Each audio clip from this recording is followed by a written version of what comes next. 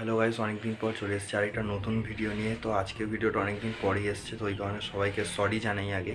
তো আজকের ভিডিওটা যেটা তোমাদের বোঝাবো যে অ্যাসেম্বলি অপটিমাইজেশান আর অ্যাসেম্বলি আনঅপটিমাইজেশান কী। আচ্ছা তোমরা বলো, ব্যাটারি অপটিমাইজেশান মানে কি? ব্যাটারি অপটিমাইজেশান মানে যেসব অ্যাপগুলো আমাদের মোবাইলের ব্যাকগ্রাউন্ডে এমনি এমনি চলে, যেগুলো আমাদের ব্যাটারিগুলোকে ডাউন করে, সেই অ্যাপগুলো নিজে থেকে বন্ধ হয়ে যাওয়া। আর এর ফলে কী হবে, অপটিমাইজ হবে, মানে হচ্ছে তোমার চার্জটা মানে আরও কম খাবে। তো এটাকে বলা হয় ব্যাটারি অপটিমাইজেশান। ঠিক তেমন অ্যাসেম্বলি অপটিমাইজেশান জিনিসটা হচ্ছে, অ্যাসেম্বলি কোড আমরা লিখছি, তার মধ্যে অনেক সময় অনেক ব্লাইন্ড কোড লিখে থাকি। ব্লাইন্ড কোড মানে সেম কোডটাকে রিপিট হয়ে থাকে, আর এই কোডগুলোকে অপটিমাইজড করাই হচ্ছে অ্যাসেম্বলি অপটিমাইজেশান। আর এর মাধ্যমে আমরা সুন্দর একটা কোনো কোড লিখতে পারি, যত পারা যায় কোডটাকে ছোট করা যায়, প্রোগ্রামিংটাকে। তো আমি এর এক্সাম্পল দেবো। তো যাই হোক, যদি তার মধ্যে কোনো ব্লাইন্ড কোড না থাকে তাকে আমরা বলবো অপটিমাইজড কোড, আর যদি কোনো ব্লাইন্ড কোড থেকে যায় তাকে আমরা বলবো আনঅপটিমাইজড কোড।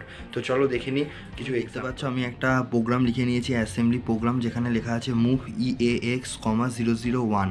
এর মানে 1 যে ভ্যালুটা সেটা কার মধ্যে ঢুকছে, EAX এর মধ্যে। আবার মুভ EBX 010, তো এখানে যে 2 ভ্যালুটা সেটা কোথায় ঢুকছে, EBX এর মধ্যে। তার প্রথমে 1 ভ্যালুটা ঢুকছে EAX এর মধ্যে, তারপর 2 ভ্যালুটা ঢুকছে EBX এর মধ্যে। এবার আমি অ্যাড করছি EAX আর EBX। তার মানে EAX এর মধ্যে ছিল 1, EBX এর মধ্যে ছিল 2, দুটো অ্যাড হওয়ার পর হয়ে যাচ্ছে 3। এই 3 বলে যে আউটপুটটা, সেই আউটপুটের ভ্যালুটা কোথায় ঢুকছে, EAX এর মধ্যে আবার ঢুকছে। তাহলে EAX এর ভ্যালু প্রথমে ছিল 1, তারপরে চেঞ্জ হয়ে হলো EA3, তারপর চেঞ্জ হয়ে হলো 3। তো দেখো এর মধ্যে অনেক কোড কিন্তু দুবার লেখা হয়েছে। যেমন এইখানে যে কোডটা, এখান থেকে আমরা একটা কোড লিখতে পারি, আর এখান থেকে আমরা একটা কোড লিখতে পারি। তো এই টোটাল যে কোডটাকে আমরা অপটিমাইজ করতে পারি। তো অপটিমাইজড করলে যে কোডটা তৈরি হবে সেটা হচ্ছে মুভের পর আসছে, এক সেকেন্ড, হ্যাঁ, মুভ EAX এর মধ্যে ঢুকছে 001, এটা এর মধ্যে ঢুকলো। ওকে, এবার আসছে মুভ EBX এর মধ্যে আসছে 010, অর্থাৎ এইটা এর মধ্যে ঢুকলো। ওকে, এবার অ্যাট EAX, 010 এটা আমরা লিখতে পারি। তাহলে অ্যাড করে দিলাম, কত অ্যাড করছি, 010কে, কার সাথে অ্যাড করছি, EAX এর মধ্যে। আচ্ছা এখানে EAX কত হয়েছিল, EAX হয়েছিল 001। যখন সেটা অ্যাড হচ্ছে, এখানে যখন অ্যাড হচ্ছে, তার মানে অ্যান্সারটা কত এলো, অ্যান্সারটা এলো 3, তাই তো। তার মানে এই যে আমার লাইনটা, সেটা আমার লেখার আর কোনো দরকার নেই।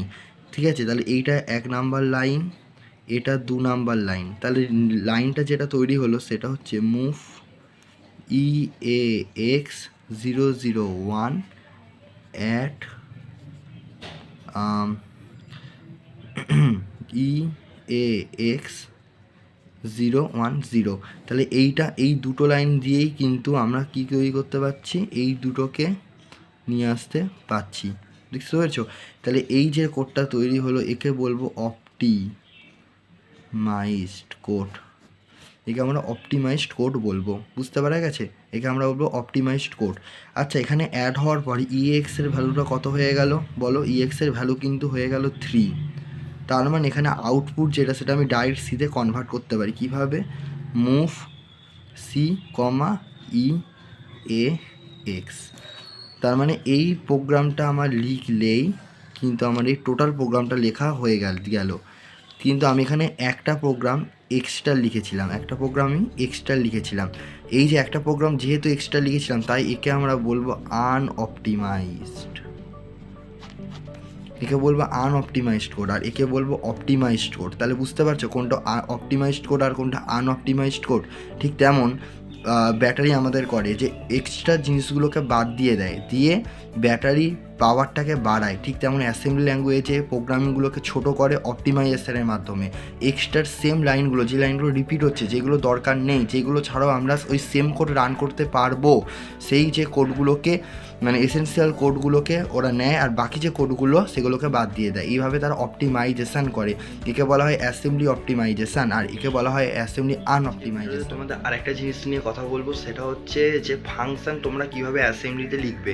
না দেখো, আমরা যখন C সি প্রোগ্রামিংয়ের মধ্যে কোনো একটা ফাংশান লিখি প্রথমে তার আগে একটা প্যারামিটার দিতে হয়।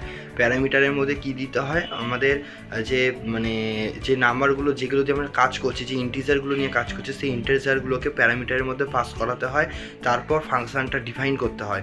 তো এখানেও তেমন যে ইন্টিজারগুলোকে তোমরা পাস করাবে সেটাকে বলা হয় পুশ, ঠিক আছে, সেটাকে বলা হয় পুশ।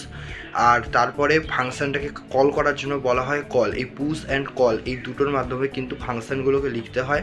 আর তোমাদের আমি আগের দু একটা ভিডিওর আগে কম্পাইলার এক্সপ্লোরার ওয়েবসাইট সম্বন্ধে বলেছি, ওখানে তোমরা চাইলে লিখে তোমরা বুঝে নিতে পারবে প্রতিটা অ্যাসেম্বলি কোড কীভাবে তৈরি হচ্ছে আর কিভাবে রান হচ্ছে, তার সাপেক্ষে তোমরা সি প্রোগ্রামও তার পাশে দেখতে পারবে। সবচেয়ে বেস্ট একটা ওয়েবসাইট কম্পাইলার এক্সপ্লোরার। আর যারা nptel এই কোর্সটা করছো তাদের একটা হেল্প করার জন্যই আমি কোর্সের একটা 4-5টা ভিডিও বানিয়েছিলাম। তো এটাতে ডিটেলসে কিছুই বলা নেই, জাস্ট একটা ওভারভিউ টাইপের দেওয়া রয়েছে। এই কোর্সের ভিডিওগুলো তোমরা যদি দেখো তাহলে কিন্তু তোমরা কোর্সটা মোটামুটি ভালোভাবেই বুঝতে পারবে। আর কোর্সের মধ্যে সব কিছুই প্রায় আলোচনা করা আছে। হ্যাঁ, কিছু ডিপলি বলা নেই, কিছু বিশিষ্ট যে ফাংশান সেগুলোকে দেখিয়ে দেওয়া নেই, বাট যতটা দেখিয়ে দেওয়া রয়েছে সেখান থেকে নলেজ নিয়ে তোমরা কম্পাইলার এক্সপ্লোরারে তোমরা রিসার্চের মতো করতে পারবে, সেলফ লার্নিং করতে পারবে। তোমরা যদি এখনও পর্যন্ত না জেনে থাকো তাহলে কিন্তু কোনো এই পরের যে ভিডিওগুলোতে মানে আমি বলতে চলেছি বা আজকে যে ভিডিওগুলো কিছুই কিন্তু তোমরা বুঝতে পারবে না। তাই আমার মতে এই ভিডিও ডেসক্রিপশানে এই ভিডিও আগের ভিডিওগুলো লিঙ্ক দেওয়া আছে, ওখানে যাও, তোমরা এই জিনিসগুলো জানো, একটা তোমাদের নলেজ বাড়বে, তোমরা অনেক কিছু জানতে পারবে। আর মাইক্রোপ্রসেসর 8086 কীভাবে কাজ করে, তার যে মধ্যে যে অ্যাসেম্বলি ল্যাঙ্গুয়েজ কীভাবে তৈরি হয়, কীভাবে কোডগুলোকে রান করাতে হয় সেই সম্বন্ধেও একটা ধারণা। তো প্লিজ একটু সাপোর্ট করো, বন্ধুদের সাথে শেয়ার করো, আর ভালো লাগলে চ্যানেলটাকে সাবস্ক্রাইব করে দিও, আর ভিডিওটা ভালো লাগলে প্লিজ লাইক করে দিও। আর এরপরে তোমরা কেমন ভিডিও চাও সেই নিয়ে কমেন্টে বলতে পারো। আর আমার যদি কোনো ভুল হয়ে থাকে, কোনো ভুল তথ্য যদি তোমাদের কাছে শেয়ার করে থাকি তো কোনোভাবে মিস্টেকেনলি, তো প্লিজ বলো, আমি ঠিক করার চেষ্টা করবো মিস্টেকটাকে। আর আরেকটা কথা, কম্পাইলার এক্সপ্লোরার কিন্তু খুব ভালো ওয়েবসাইট, ওটাকে কিন্তু তোমরা ইউজ করো, তবেই কিন্তু তোমরা কোর্সটা খুব ভালোভাবে বুঝতে পারবে। আর হ্যাঁ, আজকে ভিডিওর যে নোটস, সমস্ত নোটসগুলো আমি ডেসক্রিপশানে দিয়ে দিচ্ছি, অবশ্যই কিন্তু ডাউনলোড করে নিও ওখান থেকে, ঠিক আছে। আর দেখা হচ্ছে আবার পরের ভিডিওতে অন্য কোনো টপিক নিয়ে। আর একটা কথা হচ্ছে, আমি nptel যে লিঙ্ক এই কোর্সের সেটাও কিন্তু ডেসক্রিপশানে দিয়ে দিচ্ছি, তোমরা চাইলে সেখান থেকে গিয়ে অ্যাপ্লাই করে নিতে পারো, আর সেখান থেকে কিন্তু সার্টিফিকেট পেয়ে যাবে, ঠিক আছে, এই কোর্সের। তো অল দ্য বেস্ট, বাই।